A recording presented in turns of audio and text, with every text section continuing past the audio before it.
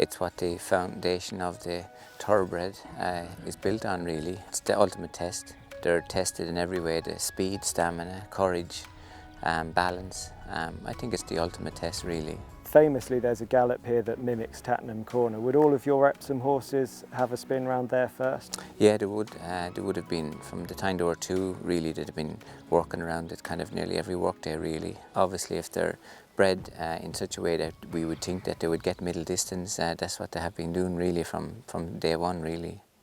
If you look at your Cazoo Derby contenders this year, starting off with the favourite Bolshoi Ballet, so impressive last time out. Yeah, very happy with him. Everything has went well so far with him. He started off in Leopardstown in the Ballysacks, and we were very happy with him, and then went on to the Dernestown, and no, we were very happy with him in that as well, and seems to be in good form since. And those trials that he won, the Dernestown and the Ballysacks, Galileo, High Chaparral, Fame and Glory, took that route, won both those races. Is he a horse that reminds you of any of them? Yeah, I think he's a very well balanced horse. He seems to get the 1.25 miles very well, he quickens very well, and he's very relaxed, very off-handed, tactically very easy to place in a race. So I think he has a lot of their attributes as well, you know. No, very happy really with him.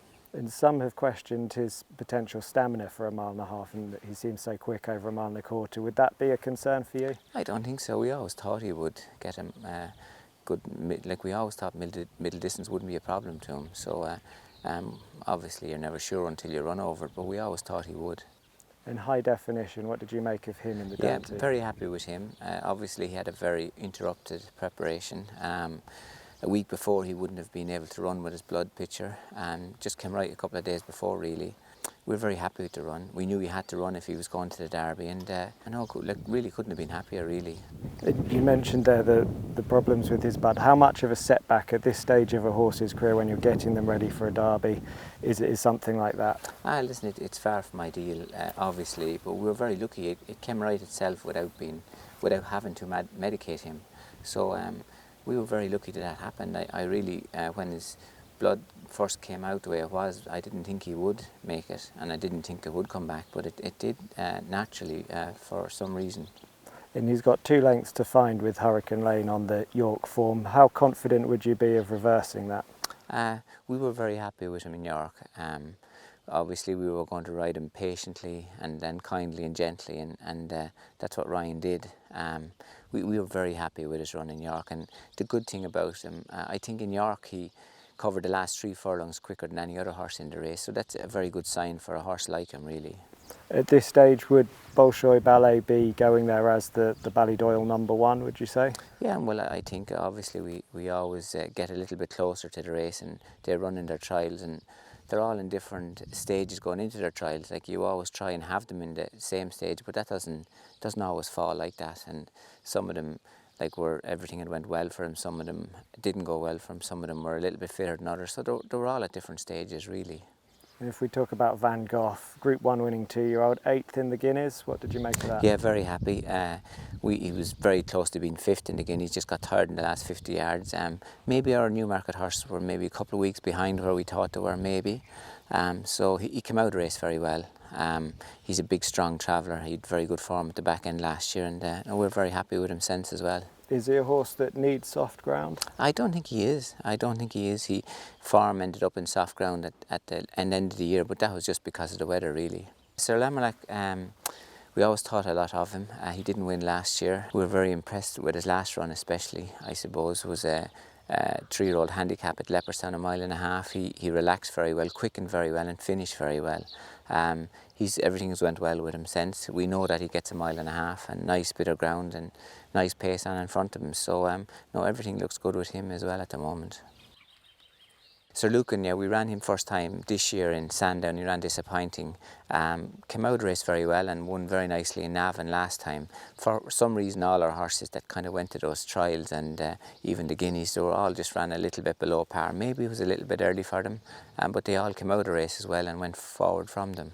And at this stage, would it be those 5, or is there another serpentine sort of lurking this year? Yeah, no, I think you have it fairly covered there. So I think it's definitely from some of those.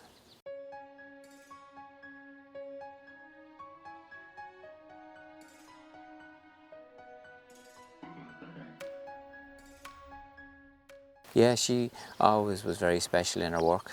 Obviously it was a big risk going to the Guineas with only her second run, but ran very well. And this was always penciled in to be her second run. She came out of the Guineas well. Everything went well with her sense, and obviously she's never been over that far before, but she's a Camelot filly, and like, we're really looking forward to seeing her run. You say it's a risk running a filly like that second time out in a classic. How can you tell that she's come out of it well? Yeah, no, mentally and physically obviously are the two things, but physically she's been very good, didn't lose much weight, and mentally has been very relaxed, so they were the two big things that you want to see. Obviously it's a risk going into a classic with only a second run, a very easy run on softish ground at the Curragh, going to Newmarket on fast ground, so we were really delighted with the way she did come out of it, really. Snowfall took a huge step forward at York. She did, yeah. We always thought the world of Snowfall last year, but we could never get produce what she's doing at home. But maybe a little bit of time over the winter, maybe she matured from 2 to 3, a little bit extra distance. So we were delighted really for her to show what she's been showing us all last year at home. And she's related to Found, who of course sort of magnificent art winner for you, improved, really thrived on her racing. Is she on the same mould? It's very possible. Obviously she's out of a full sister to Found. It's very possible. Physically she's done well since, and mentally she's lovely as well. So it is very possible that she could really take off. Of the two, is there a clear-cut number one? No, listen, obviously Santa Barbara was always the apple of everybody's eye here. The class that she goes through her work with always was in every way, but that has always been the way, and it was the same last year. So listen, you never know. Hopefully they'll go there well and see what will happen then. Divinely, we were very happy with her in Lingfield, probably happier than anybody else was. It was a very slowly run race.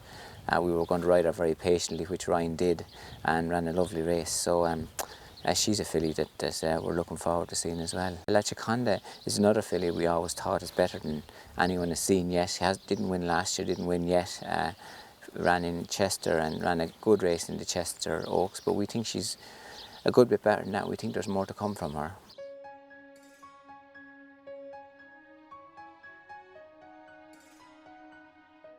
Japan is very well. Last year we started him short in the Eclipse and ran a very good race and didn't progress from it. So this year we said we'd start longer, and that's why he went to the Ormond. We were delighted with his run. The plan is that he could go back to the Coronation. Mile and a half, he ran a very good race in the Derby, so we're looking forward to that, and seems in good form. Broome is another one, lost his way last year. We did the same, started him lower this year, and he's had 2 trials in Ireland. Been very happy with him in both. The same, ran a very good race in the Derby. We always thought a mile and a half back to it would suit him this year. He's only been over a mile and a quarter yet, but very happy with him also.